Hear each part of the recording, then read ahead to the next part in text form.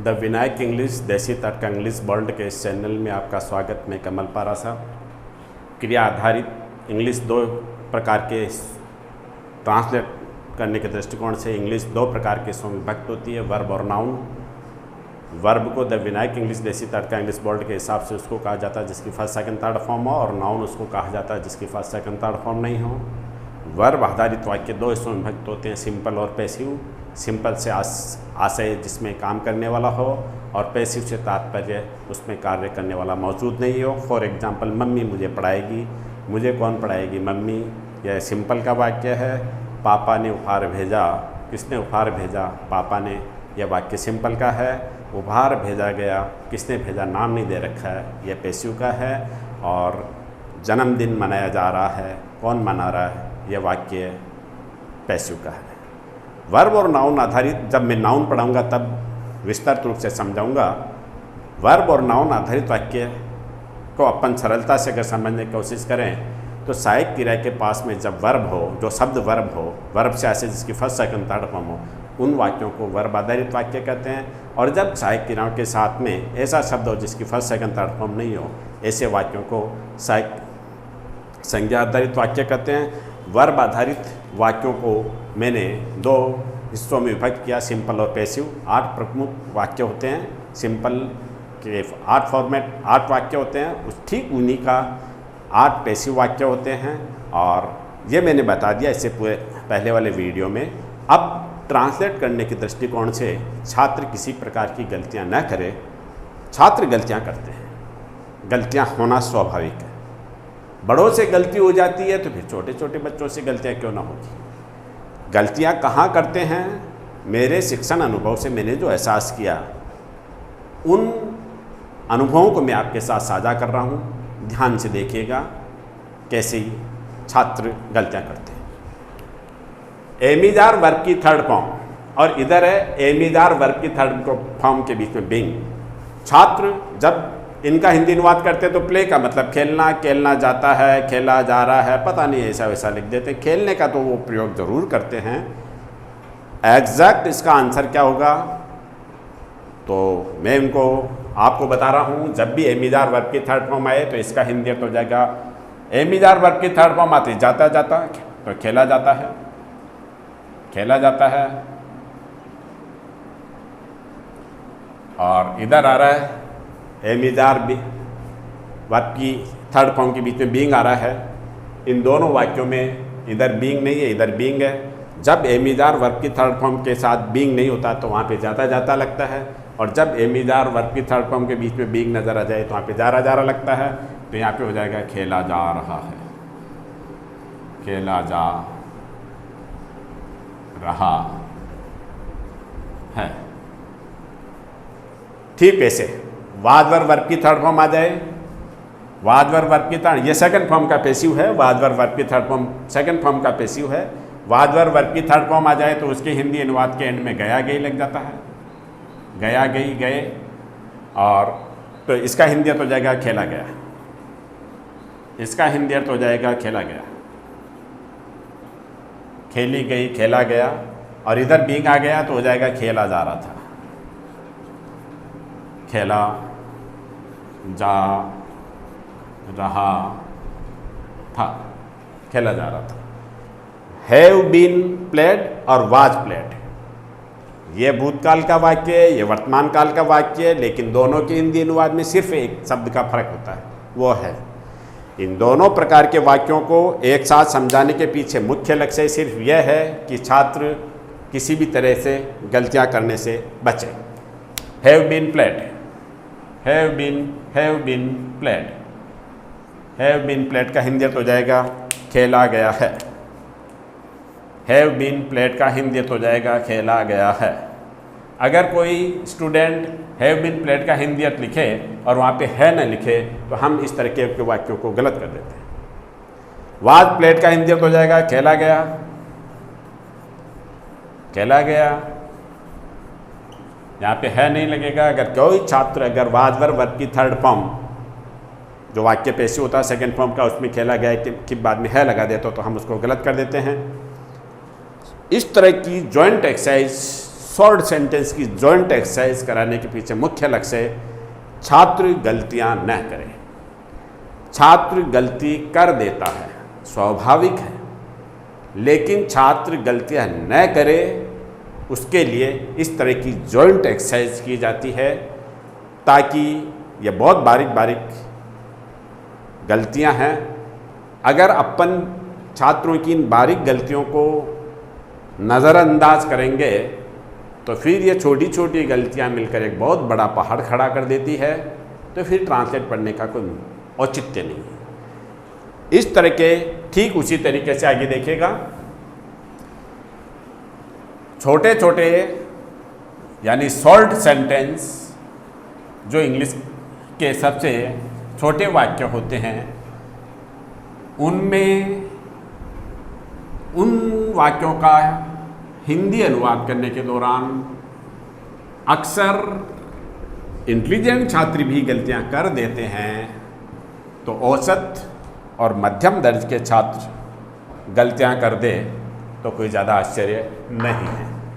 तो हर छात्र को ये एक्सरसाइज इसीलिए कराई जाती है कि छात्र गलतियां करने से बचे। प्ले फर्स्ट फॉर्म, प्ले में फर्स्ट फॉर्म में ते है लगता है। अगर फर्स्ट फॉर्म में एस लग जाए तो तातेती लग जाता है। फर्स्ट फॉर्म में एस केवल अपवाद स्वरूप आई के साथ नहीं लगता है, लेकिन फिर भी वहाँ पे तातेती लगता है, यह अपवाद है। शेष सभी के साथ ते का प्रयोग होता है। और इधर आ गया प्लेड, ये सेकंड फॉर्म है। भला इतनी ये सेकंड फॉर्म है या फर्स्ट फॉर्म है, इसका हिंदी अर्थ करते हैं।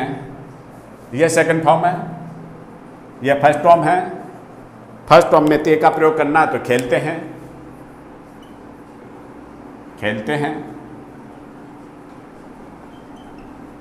सेकंड फॉर्म का हिंदी अर्थ हो जाएगा खेलना है तो खेला। 80% वाक्य ऐसे हिंदी सेकंड फॉर्म के हिंदी वाक्य के एंड में है था गा का प्रयोग नहीं करना होता है। 10% पहचान सेकंड फॉर्म की होती है ता था। अतीत में बिताए गए समय की चर्चा जब आदमी वर्तमान काल में करता है तो ऐसी परिस्थितियों में सेकंड फॉर्म का हिंदी अर्थ में ता था ते थी लगता है।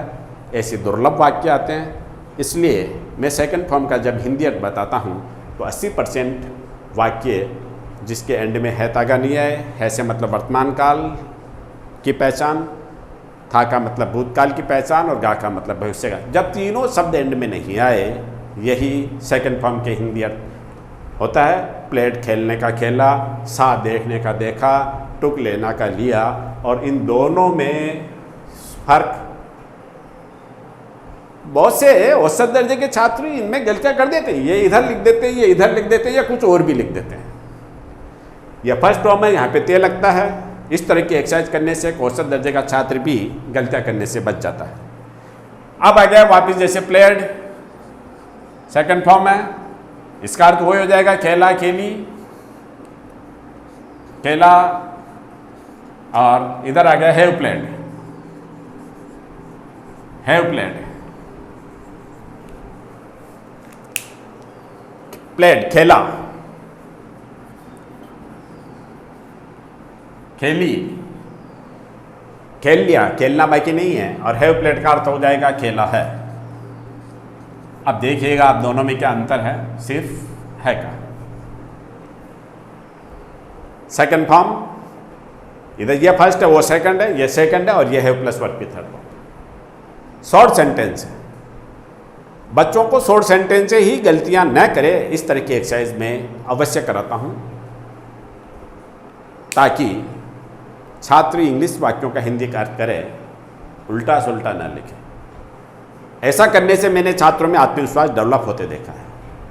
प्लेड खेला, हैव प्लेड खेला है, इंग्लिश के वाक्य में थोड़ा अंतर है, लेकिन हिंदी के वाक्यों में सिर्फ है का प्रयोग। ठीक उसी तरीके से इज प्लेइंग, इज प्लेइंग और वाज प्लेइंग, मैं जॉइंट में देता हूँ शॉर्ट वाक्य। जैसे ही मैं सिंपल के 8 क्रिया आधारित 8 वाक्य और पैसिव के 8 वाक्य क्रिया आधारित मैं समझाता हूँ, उसके बाद में जॉइंट की इन एक्सरसाइजों को मैं अवश्य देता हूँ। आईएनजी का मतलब रहा रही से है, इज का मतलब है से है, तो खेलना है तो खेल रहा है, खेलना तो खेल रहा है।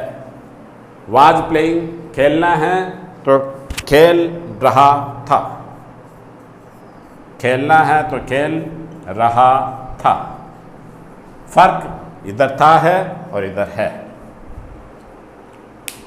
आप गौर से देखें, इस एक्सरसाइज को कराने के पीछे मेन मिशन गलतियां ना हो।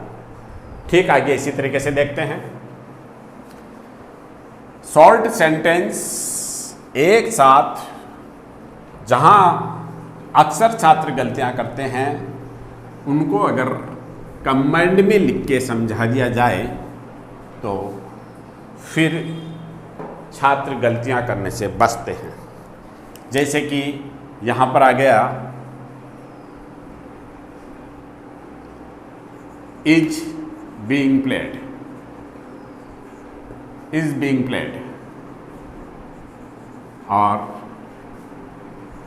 इज प्लेड, इन दोनों में बीइंग नहीं है, तो इसका हिंदियत हो जाएगा खेला जा रहा है, खेला जा रहा है। इधर हो जाएगा खेला जाता है। दोनों में फर्क नाम मात्र का है, इधर बीइंग है, लेकिन दोनों में फर्क आ रहा है। यहाँ पे जा रहा है, इधर जाता है। सभी प्रकार की तमाम एक्सरसाइज करने से अपने को पता चलता है गलतियाँ कैसे होती है और इन गलतियों से कैसे बचा जाए। ठीक उसी तरीके से